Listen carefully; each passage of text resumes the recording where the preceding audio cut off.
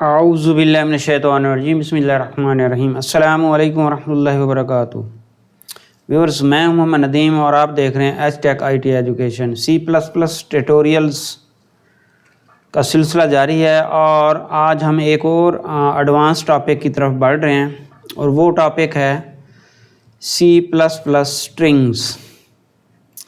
देखें, C++ के अंदर जो स्ट्रिंग्स हैं, इसका मतलब ये है कि बेसिकली अगर आपने कोई टेक्स्ट कहीं पे यूज़ करना है, कहीं पे रिट्रीव करना है, कहीं पे शो करना है, तो टेक्स्ट को रीड करने के लिए या डिस्प्ले करने के लिए हमें स्ट्रिंग की ज़रूरत पड़ती है। तो दूसरे लफ्ज़ों में आप ये कह लें कि जो आप करैक्टर्स हैं, यानी कि अगर करैक्टर्स आपने स्टोर करने हैं, चूँकि टेक्स्ट जो है वो भी ज़ाहिर है करैक्टर्स के ऊपर ही बेस करता है, तो उसके लिए हम स्ट्रिंग यूज़ करते हैं। तो आज हम C++ स्ट्रिंग्स के अंदर देखेंगे कि एक तो स्ट्रिंग के बारे में मैं आपको बताऊंगा कि मतलब इसको कैसे डिफ़ाइन करते हैं और कैसे डिक्लेयर करते हैं और कैसे यूज़ करते हैं। इसके अंदर हमारे एक और आगे फर्दर इसको देखेंगे कि स्ट्रिंग कंकेटिनेशन क्या होती है और स्ट्रिंग को अपेंड करना क्या होता है, नंबर्स और स्ट्रिंग्स को हम इकट्ठे कैसे हैंडल कर सकते हैं C++ प्रोग्राम के अंदर, और स्ट्रिंग की अगर आपने लेंथ देखनी हो तो वो कैसे देख सकते हैं। इसी तरह स्ट्रिंग करैक्टर्स को कैसे, मतलब एक आपके पास स्ट्रिंग है उसमें से कुछ करैक्टर एक्सेस करना चाहते हैं तो वो कैसे करेंगे, अगर उनमें से कोई करैक्टर चेंज करना है तो वो कैसे करेंगे, यूज़र से स्ट्रिंग कैसे एज ए इनपुट लेंगे, और अगर आपने मल्टीपल लाइंस रीड करनी है तो वो कैसे करेंगे। इसी तरह अगर आपने एक स्ट्रिंग को दूसरी स्ट्रिंग के अंदर कॉपी करना है तो उसका क्या तरीक़ाकार है, टू स्ट्रिंग को अगर स्वैप करना है तो वो कैसे कर सकते हैं। इसी तरह फाइंड सब स्ट्रिंग्स फ्राम अ स्ट्रिंग। तो ये वो सारे टॉपिक हैं जो आज की इस वीडियो में इंशाल्लाह हम हैंडल करने जा रहे हैं। देखें, ये वो चीज़ें हैं जो प्रोग्रामिंग के अंदर अक्सर यूज़ होती हैं। फॉर एग्जांपल, अगर आप एक स्टूडेंट का डेटाबेस हैंडल कर रहे हैं, ठीक है जी, अब स्टूडेंट के डेटाबेस से अगर आपने वैल्यूज़ उठाई हैं, उसका स्टूडेंट का फर्स्ट नेम, स्टूडेंट का लास्ट नेम, स्टूडेंट का एड्रेस, स्टूडेंट का सिटी, स्टूडेंट का कंट्री, अब ये सारी चीज़ें बाज़ औक़ात हमें रिपोर्ट के अंदर एक ही कॉलम के अंदर शो करना पड़ सकती हैं। ठीक है, अब फ़र्ज़ का C++ प्रोग्राम के अंदर ये अलग-अलग डाटा आपने कहीं एक्सेस कर लिया है किसी क्लास के अंदर या ऑब्जेक्ट्स के अंदर या वेरिएबल्स के अंदर, अगर आप आगे आपकी रिक्वायरमेंट है जी उसको एक जगह पे एक ही कह लें कि कॉलम के अंदर शो करें या एक ही वेरिएबल के अंदर शो करें, तो फिर उसके लिए सारा जो स्ट्रिंग का काम है ये आपको करना पड़ता है। इसी तरह अगर आपके पास फ़र्ज़ किया कोई काफ़ी सारी लिस्ट है स्टूडेंट्स की और उनमें से आपने कुछ फाइंड करने हैं तो ज़ाहिर है फिर उस स्ट्रिंग के ऊपर काम, तो ये यूँ कह लें कि बज़ाहिर तो ये ऐसे लग रहा है कि बड़ा मतलब इजी सा काम है कि स्ट्रिंग वेरिएबल लें और उसको यूज़ करें, लेकिन नहीं। अगर आप एक प्रोफेशनल सॉफ्टवेयर इंजीनियर बनने जा रहे हैं, अगर आप एक प्रोफेशनल डेवलपर बनना चाह रहे हैं, तो ये चीज़ें फिर इनका कंसेप्ट आपको क्लियर होना ज़रूरी है। तो इस वजह से ये बहुत ज़्यादा इम्पॉर्टेंट टॉपिक है आज का। उम्मीद है कि जो दोस्त अब तक मेरे साथ इस वीडियो में हैं तो वो एंड तक इसे देखेंगे ताकि उनको फ़ायदा हो। अच्छा, आगे चलने से पहले रिक्वेस्ट है कि अगर आप अभी तक आपने चैनल को सब्सक्राइब नहीं किया तो काइंडली चैनल को सब्सक्राइब कर लें ताकि हर नई आने वाली वीडियो जो है आप तक पहुंच सके। और चलें जी, चलते हैं आगे आज C++ स्ट्रिंग की तरफ। देखिए, C++ के अंदर जो स्ट्रिंग्स हैं वो थोड़ी सी ना कह लें कि ये कॉम्प्लिकेटेड हैं।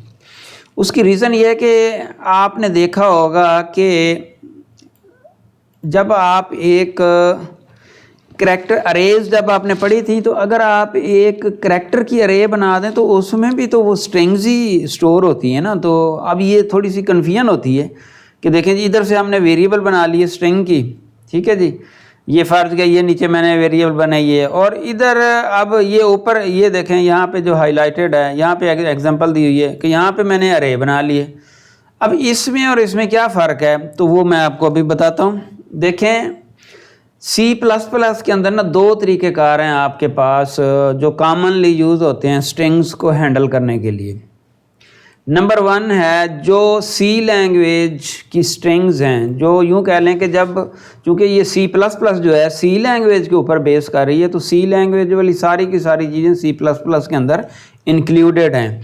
अब जब ये सी लैंग्वेज के अंदर अगर आप स्ट्रिंग्स जब हैंडल होती थी तो वो इस तरह से होती थी कि वो इसकी अरे क्रिएट करते थे। अब उसमें थोड़ा सा मुश्किल होता था कि देखें, जब आप अरे क्रिएट करते हैं तो उसके लिए पहले आपको उसका जो लेंथ है कि उसमें कितने नंबर्स होंगे उस एलिमेंट के, सॉरी उस अरे के कितने नंबर ऑफ़ एलिमेंट्स होंगे वो बताना होता है। उससे ज़्यादा आप नहीं जा सकते। फिर वो अगर फ़र्ज़ किया 80 करैक्टर से नाम ऊपर बढ़ गया, ये 80 करैक्टर से टेक्स्ट आपके ऊपर बढ़ गई, फिर प्रॉब्लम आ जाता है। और इसी तरह अगर कम रह गई तो फिर आपकी स्पेस, चूँकि ये तो अब देखें ना, अगर ये तो जो 80 करैक्टर्स की आपने स्पेस है वो लेनी है, ठीक है जी।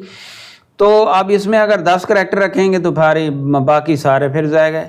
इस चीज़ को हैंडल करने के लिए आगे फिर एक और एडवांस फॉर्म है, वो है C++ स्ट्रिंग। एक्चुअली जब हम ये स्ट्रिंग लिखते हैं तो ये बेसिकली एक ऑब्जेक्ट क्रिएट करते हैं स्ट्रिंग क्लास का।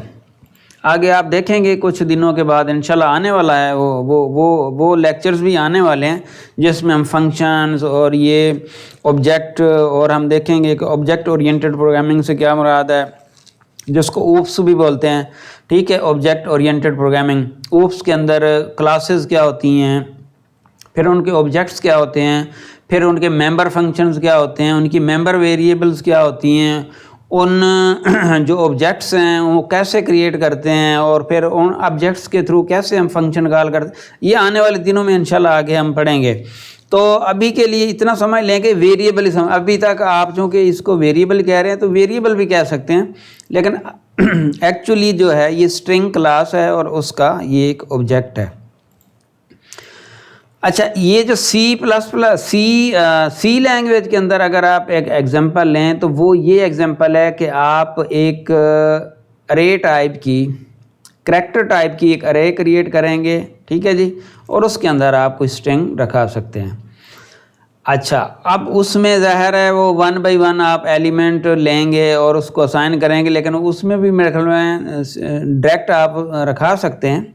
लेकिन C++ के अंदर जो है उसमें क्या होता है कि आप सीधा जो है सीधा ये देखें, नीचे मैंने एक स्ट्रिंग क्रिएट की है और उसका नाम लिखा है स्ट्रिंग 1, ठीक है जी।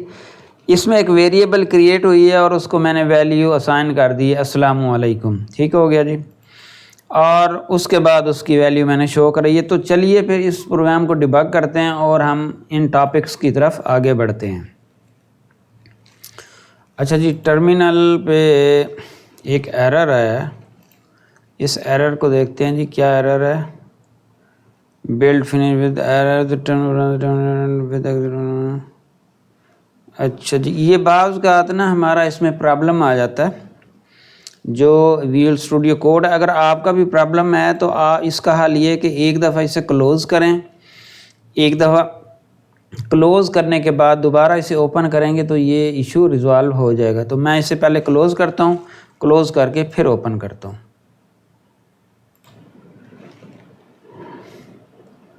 अच्छा जी, ये देखें दोबारा ओपन किया तो अब वो प्रॉपर बता रहा है कि यहाँ पे ना कोई एरर है, चेक करते हैं।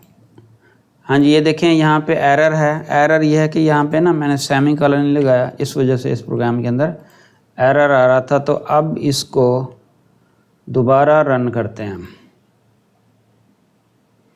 बिल्डिंग हो रही है और अब ये प्रॉपरली बिल्ड हो गया है। अच्छा जी, अब ये देखें कि ये स्ट्रिंग मैंने क्रिएट की, स्ट्रिंग मैंने इसके अंदर ये रखवा दी और यहाँ पे सी आउट के थ्रू मैंने इसको डिस्प्ले करा दिया और नीचे ये टर्मिनल में आपको नज़र आ रहा है। तो इसका मतलब ये हुआ कि यहाँ पे ये स्ट्रिंग क्रिएट हुई है, इसको असाइन हुई है और ये अब इस वेरिएबल के अंदर स्ट्रिंग स्टोर हो गई है।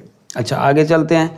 अब हम देखते हैं कि स्ट्रिंग कन्केटिनेशन क्या होती है। देखें, बाद का दो स्ट्रिंग्स को ना आपस में कंबाइन करके शो करना पड़ता है, तो उस चीज़ को बोलते हैं स्ट्रिंग कन्केटिनेशन, यानी कि उसको ऐड करना है या सिंपली आप ये कह लें कि उनको कंबाइन करना है। अब ये देखें एक वेरिएबल है स्ट्रिंग की मोहम्मद और दूसरे नंबर पे अकरम। अब इसको कह लें कि कंबाइन करके अगर मैं लिखूंगा तो इसमें एक ऑपरेटर यूज़ होता है प्लस का, उसको यूज़ करते हो। अब आप कहेंगे ये प्लस जो है ये तो दो चीज़ों को ऐड करने के लिए होता है, यानी कि दो फिगर्स को ऐड करने के लिए नहीं। ये C++ स्ट्रिंग्स के अंदर हम अगर दो वेरिएबल स्ट्रिंग्स वेरिएबल होंगी या दो ऑब्जेक्ट होंगे स्ट्रिंग के, तो यहाँ पे इस ऑपरेटर को ना ओवरलोड किया हुआ है। ओवरलोडिंग भी एक ऑपरेटर, ओवरलोडिंग भी आगे टॉपिक आएगा। तो यानी कि ऑपरेटर ओवरलोडिंग का मतलब ये है कि उसका वो according to the requirement behaviour change हो जाता है। अगर इधर नंबर्स होंगे तो नंबर्स को ऐड करेगा, यहाँ पे स्ट्रिंग को कंबाइन कर देगा इस केस में। अब इसको हम डिस्प्ले करते हैं और चेक करते हैं कि क्या आपके पास, ये देखें मोहम्मद अलहदा था, अकरम अलहदा था, लेकिन हमने यहाँ पे जब ऐड किया है तो उसने उन दोनों को ऐड करके डिस्प्ले कर दिया है। ठीक है जी। अच्छा, इसी तरह कंकेटिनेशन के अंदर आपके पास एक तो ऑपरेटर ये प्लस वाला है, दूसरा एक और ऑपरेटर भी है जिसको वो कैसे, वो ऐसे कि हम प्लस लगाएंगे, यहाँ पे दरमियान में एक और स्ट्रिंग लगा दिए। अब इस स्ट्रिंग में हम कुछ लिख भी सकते हैं, लेकिन यहाँ पे मैंने सिर्फ स्पेस दे दी है। तो उसके बाद ये प्लस का साइन इधर लगा दिया, दरमियान में ये फिर स्ट्रिंग आ गई, फिर प्लस का और फिर आगे वेरिएबल। अब इसको चेक करते हैं इसका क्या रिज़ल्ट आता है, इसका भी वही रिज़ल्ट आ गया। अच्छा जी, अब उसके बाद एक और टॉपिक है, वो है append a string in C++। देखें इसमें जो है ना, एक्चुअली अपेंड का मतलब ये है कि ये एक ना इसका मेथड है इस ऑब्जेक्ट का, यानी कि स्ट्रिंग ऑब्जेक्ट जो हमने क्रिएट किया था उसका एक मेथड है अपेंड। वो क्या करता है, ये वाली स्ट्रिंग लेगा और आगे इसके अंदर जो आर्गूमेंट एज ए आर्गूमेंट हम पास करेंगे, ये इसको आर्गूमेंट पैरामीटर भी कहते हैं, आर्गूमेंट भी कहते हैं। जब कोई फंक्शन कॉल करते हैं तो आगे आप देखेंगे कि फंक्शंस को कॉल करते हुए हमारे कुछ ना आर्गूमेंट्स यूज़ होते हैं। तो ये यानी कि यहाँ पे यूँ कह लें कि ये पैरामीटर पास करना है और वो अपेंड कर देगा। और अभी हम चेक कर लेते हैं इसको, ये देखें। अब फर्स्ट नेम के अंदर हमारे पास क्या था जी, मोहम्मद है, और जो जिसको अपेंड करने जा रहे हैं वो है अकरम। अब इनको अगर मैं अब ये शो करूं तो देखें दोबारा फिर मोहम्मद अकरम आ गए। तो इन तीन चीज़ों के थ्रू देखें हमने काम एक ही था कंकेटिनेशन वाला, उसको एक तो इस तरीके से यानी कि प्लस का दरमियान में स्ट्रिंग दे के, तीसरे नंबर पे हम अपेंड भी इसे कर सकते हैं। यानी कि सारा जो प्रोसेस था स्ट्रिंग कंकेटिनेट यानी कि स्ट्रिंग को कंबाइन करना। अच्छा, अगर मैं क्या करता हूँ कि अगर मैं नंबर्स और स्ट्रिंग को ऐड करता हूँ, अब देखें जो नंबर ऐड करने के लिए भी जो ऑपरेटर यूज़ होता है वो प्लस का है, और स्ट्रिंग को ऐड करने के लिए भी ऊपर हमने देखा ऑपरेटर जो है वो प्लस का है। तो इसके अंदर C++ के अंदर जो है ये एक ऑपरेटर दोनों काम के लिए यूज़ हो सकता है, यानी कि नंबर ऐड हो सकते हैं और स्ट्रिंग कंकेटिनेट हो सकती हैं। अच्छा, अब यहाँ पे ये देखें कि मैं ये वैसे चलें एग्जांपल शो करने के लिए कि अगर मैं इसको ये देखें इसमें 30 आ गया, यानी कि अब वही ऑपरेटर था लेकिन ये 30 आ गया। अच्छा जी, एक और चीज़ जो बहुत ज़रूरी आने वाली है वो ये है, अब ये देखें कि यहाँ पे वेरिएबल x1 के अंदर 10 है, मगर ये वेरिएबल स्ट्रिंग है। और यहाँ पे मैंने ऊपर जो देखें आपने, ये दोनों एग्जांपल्स लिखने का मकसद ये था कि यहाँ पे आपको क्लियरली बताया जा सके कि भाई इंटीजर वेरिएबल जो अंदर जो वैल्यू रखते हैं वो विदाउट कोट्स रखते हैं। ये देखें ये नंबर है तो नंबर के बाहर चाहे इंटीजर है, डबल है या फ्लोट है या डेसिमल है, जो भी नंबर है उसके बाहर आप कोट्स नहीं लगाते, लेकिन जो स्ट्रिंग्स होती हैं उनके बाहर कोट्स लगाते हैं। अब ये हालांकि ये भी 10 है, ये भी 10 है, मगर ये एक स्ट्रिंग बन चुकी है और ये एक आपके पास इंटीजर वैल्यू। तो ये बहुत बड़ा एक डिफरेंस है ख़ास तौर पे बिगनर्स के लिए, तो ये पॉइंट नोट करें। अच्छा, अब ये देखें इनको अगर मैं ऐड करता हूँ तो इसका रिज़ल्ट क्या आना चाहिए, इसका जो रिज़ल्ट आएगा वो आपके पास ये स्ट्रिंग कनकेटिनेट करके देगा। मतलब ये 10 20 दोनों 1 0 2 0 ये करैक्टर 4 करैक्टर इकट्ठे हो जाएंगे। हालांकि वैसे ऐड करें तो 30 जिस तरह ऊपर हमने देखा, लेकिन इस केस में जो है ये आपको 30 देगा। ये देखें नीचे सॉरी 1 0 2 0 आपको कनकेटिनेट करके देगा। अच्छा जी, अब अगर मैं इसको ऐड करने की कोशिश करता हूँ, अगर स्ट्रिंग को, और आपके पास यानी कि एक वेरिएबल के अंदर मैं ये एक मिनट मैं ये प्रोग्राम ना आपको अनकमिट करके कंट्रोल के यू, ये एक शॉर्टकट की होती है अनकमिट करने के लिए। कंट्रोल के यू अगर करेंगे तो अनकमिट हो जाएगा और कंट्रोल के प्लस सी करेंगे तो कमिट हो जाएगा।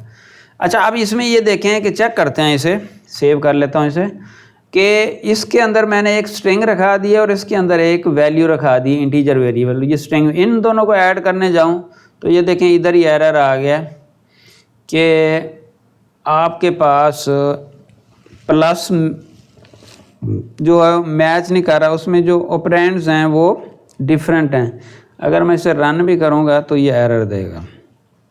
ये देखें जी, ये आपके पास एरर देगा। उसकी रीज़न ये है कि ये स्ट्रिंग्स को, चूँकि एक स्ट्रिंग के अंदर आपके पास एक वेरिएबल के अंदर स्ट्रिंग पड़ी हुई है, दूसरी वेरिएबल के अंदर इंटीजर वैल्यू पड़ी हुई है, तो वो ज़ाहिर है कैसे उसको ऐड करेगा। इस वजह से ये एरर है। तो इसे दोबारा फिर हम कमिट कर देते हैं, कंट्रोल के सी, कंट्रोल के सी, ये कमिट हो गया जी। अब इसको दोबारा हम प्रोग्राम को रन करते हैं और इससे अगली जो स्टेटमेंट है उस पर चलते हैं। अच्छा जी, ये स्किप कर देते हैं ये प्रोग्राम। इसको हमने देख लिया, इसको भी देख लिया, इसको भी देख लिया। अच्छा जी, अब उससे नेक्स्ट टॉपिक है कि अगर आपने स्ट्रिंग की लेंथ देखनी हो तो C++ स्ट्रिंग्स के अंदर उसकी कैसे देख सकते हैं। तो उसका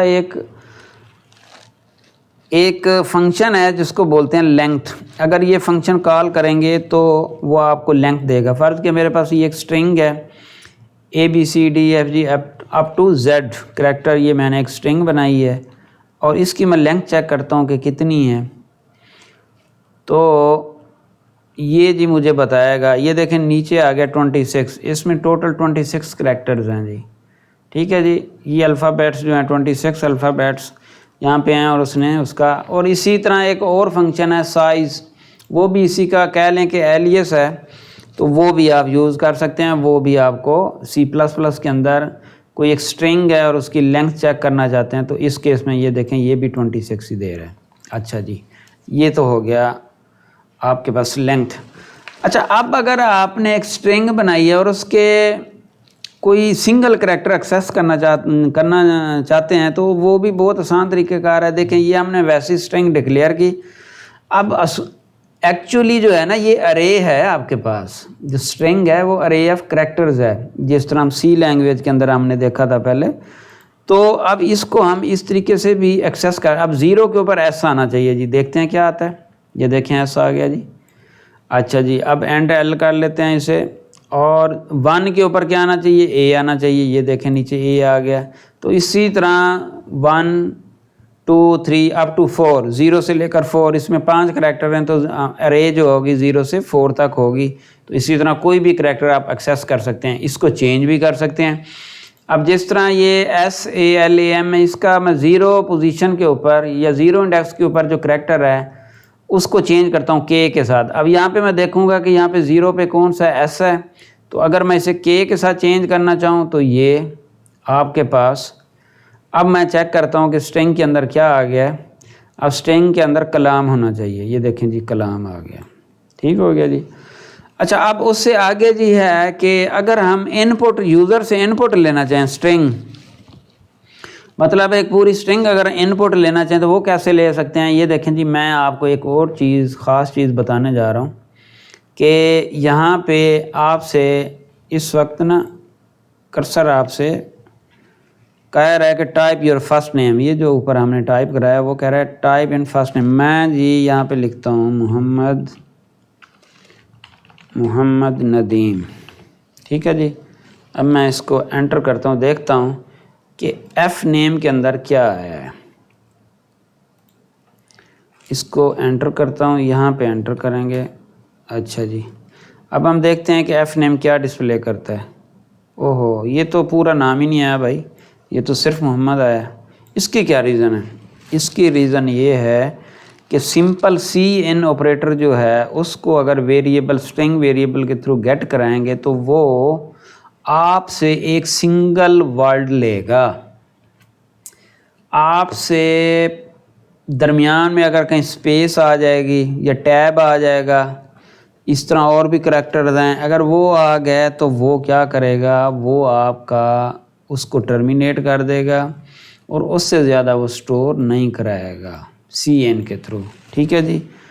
अच्छा, अब इसका क्या तरीक़ेकार है कि अगर हमने फ़र्ज़ किया एक पूरी लाइन रीड करानी है और डबल लाइंस भी हो सकती हैं, तो उसका तो क्या तरीक़ेकार है? उसका तरीक़ेकार ये है कि आप यूज़ करेंगे गेट लाइन। गेट लाइन क्या होता है? ये आपके पास सिंगल या मल्टीपल लाइंस का जो टेक्स्ट है वो रीड करने के लिए यूज़ होता है। इसमें 3 आर्गूमेंट दिए जाते हैं जी।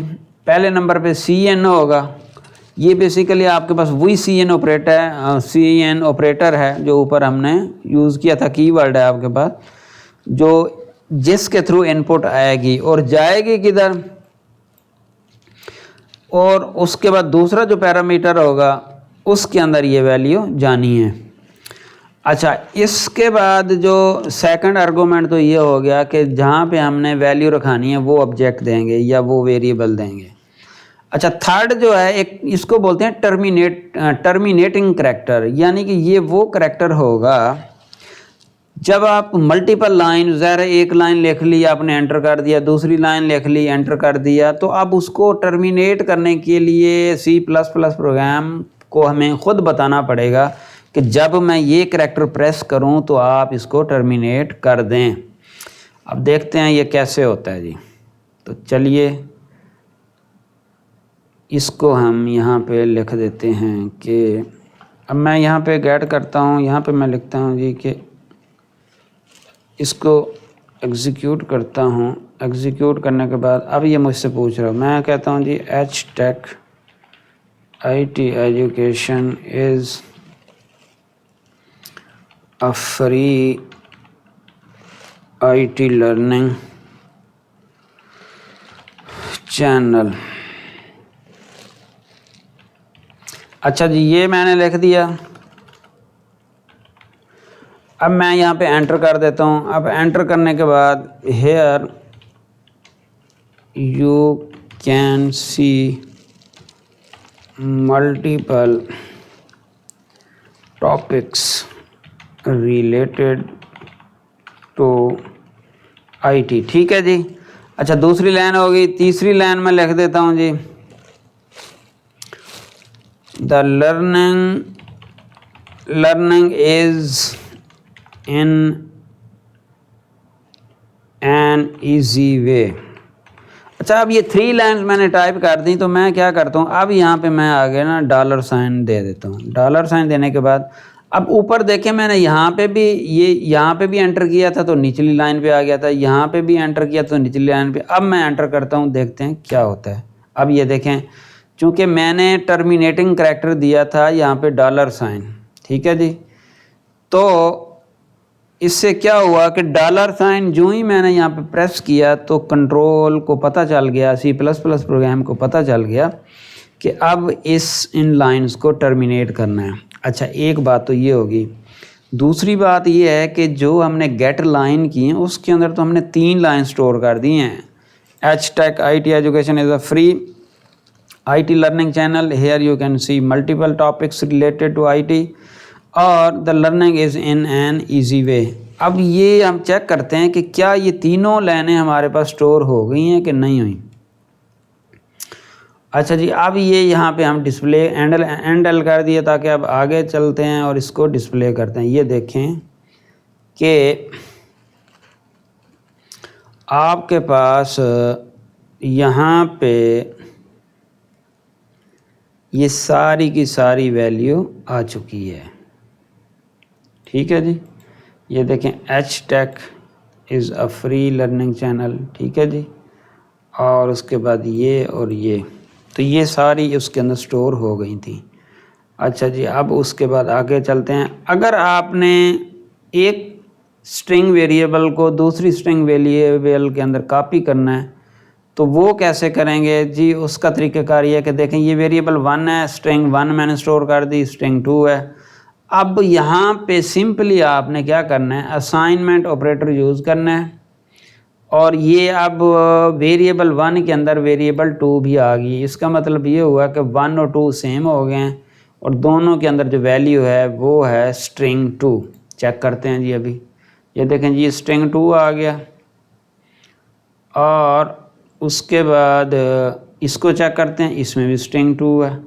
तो इसका मतलब ये हुआ कि सिंपल असाइनमेंट ऑपरेटर से एक स्ट्रिंग से दूसरी स्ट्रिंग में हम कॉपी कर सकते हैं। ये सिर्फ C++ में होता है। अगर आप C लैंग्वेज के अंदर जो स्ट्रिंग्स हैं वो आप सिंपली ऐसे कॉपी नहीं कर सकते, उसके लिए आपको पूरा एक लूप चलाना पड़ेगा, 1 बाय 1 करैक्टर एक्सेस करना पड़ेगा और फिर असाइन करना पड़ेगा। तो ये C++ में डायरेक्ट हो जाता है। अच्छा जी, अब उसके बाद है कि अगर दो स्ट्रिंग को मैंने स्वैप करना है, स्वैप करने का एक तो तरीक़ाकार ये है कि पहले अलहदा से फिर एक और वेरिएबल हो। ठीक है, उस एक वेरिएबल में से इसको यहाँ पे खाली करें, उसको उधर असाइन करें, फिर दूसरी वैल्यू इधर रखें और फिर वो जो उधर हमने रखी थी टेम्परेरी वेरिएबल में वो वापस लेके आएं। लेकिन इसका एक बिल्ट इन फंक्शन भी है कि आपने वेरिएबल 1 डॉट स्वैप, यानी कि ये वाली जो वैल्यू है इसके साथ स्वैप कर दो और ये वाली वैल्यू इसके साथ, यानी कि इन दोनों को आपस में स्वैप कर दें।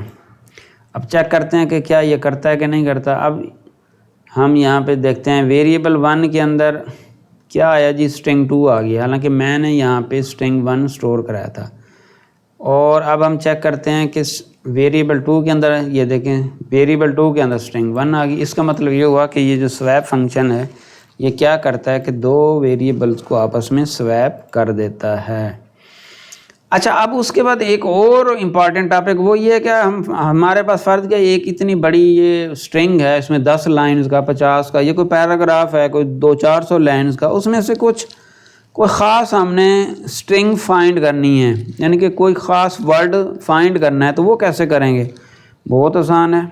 ये देखें, ये स्ट्रिंग का एक फाइंड मेथड है, जिस तरह हमने ऊपर स्वैप मेथड पढ़ा, जिस तरह हमने इसका साइज़ मेथड पढ़ा, इसी तरह इसका फाइंड मेथड है। अब ये आपको क्या करेगा, ये आपको उसका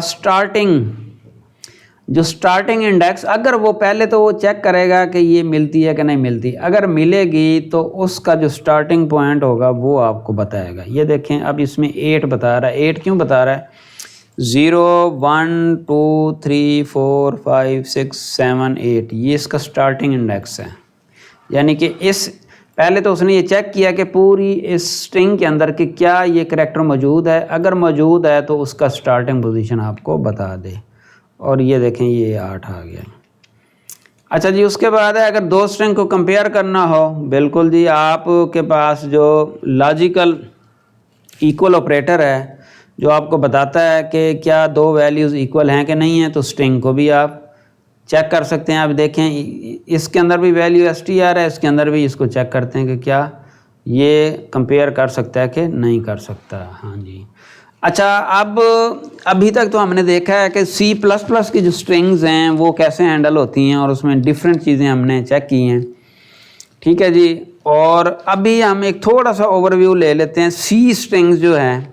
ठीक है जी, एक्चुअली अगर आपने सही मायने में स्ट्रिंग अंडरस्टैंड करनी है तो फिर C के अंदर जिस तरह से हम ये अरे क्रिएट करते हैं और अरे क्रिएट करने के बाद उसको स्ट्रिंग असाइन करते हैं, तो करैक्टर बाय करैक्टर आपको थोड़ा अंडरस्टैंडिंग होनी चाहिए कि कैसे हो रही है। अब ये देखें, मैं एक इनिशियलाइज ये अब C स्ट्रिंग्स की बात कर रहा हूँ क्योंकि यहाँ पे मैंने अरे क्रिएट कर दिए। तो अब यहाँ पे मैं एक स्ट्रिंग क्रिएट, दूसरे लफ्ज़ों में एक अरे वेरिएबल क्रिएट करूँगा और स्ट्रिंग असाइन करूँगा। अच्छा, अब मैं ये करना चाहता हूँ कि एक और मैंने स्ट्रिंग ली है और इन दोनों को आपस में डायरेक्ट तो मैं स्वैप कर नहीं सकता, अलबत्ता ये है कि मैं लूप के थ्रू इन दोनों को कॉपी करनी है। कॉपी अगर करनी है तो मैं डायरेक्ट तो कॉपी नहीं कर सकता, अलबत्ता ये है कि मैं क्या करूँगा कि इसका एक फंक्शन है स्ट्रिंग लेंथ, उसको यूज़ करूँगा, वो ये बताएगा। और उसके लिए मैंने ऊपर ना एक हेडर फाइल भी यूज़ की थी।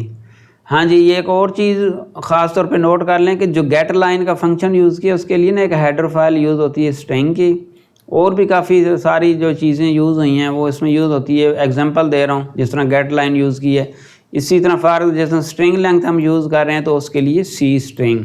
तो ये दोनों में ये देखें, ये जो फाइल है ये स्ट्रिंग की है, यानी कि C++ स्ट्रिंग, और जो सी स्ट्रिंग लिखी ये सी स्ट्रिंग वाली है। अच्छा जी, अब ये फंक्शन मैंने यूज़ किया, इसकी लेंथ ले ली और लेस देन वो चलेगी, यानी कि अगर ये इसके अंदर 80 करैक्टर्स हैं तो लेस देन 80 0 से 79 तक चलेगा, चूँकि इंडेक्सिंग जो है 0 से स्टार्ट होती है और जो लेंथ होती है -1 कर लें तो उसका जो लास्ट इंडेक्स है वो निकल आता है। अब ये इस तरह चलेगा। अब मैं इसको क्या करता हूँ कि, और इसमें एक और ख़ास चीज़ ये होती है कि इसके एंड पे ना हमें एक नल करैक्टर भी स्टोर कराना होता है। अच्छा जी, चेक करते हैं जी। अब ये स्ट्रिंग 2 जो है उसमें देखें ये वैल्यू आ गई। तो ये तो था जी आज का ट्यूटोरियल, उम्मीद है कि आपको समझ आया होगा। एंड पे दुआ है जी कि अल्लाह ताला हम सब के हलाल रिज़्क़ में बरकत अता फरमाए और अल्लाह ताला अपने सिवा किसी का मोहताज ना करे। इन दुआओं के साथ अल्लाह हाफिज़, मिलेंगे अगली वीडियो में। अनटिल देन अल्लाह हाफिज़, थैंक यू वेरी मच।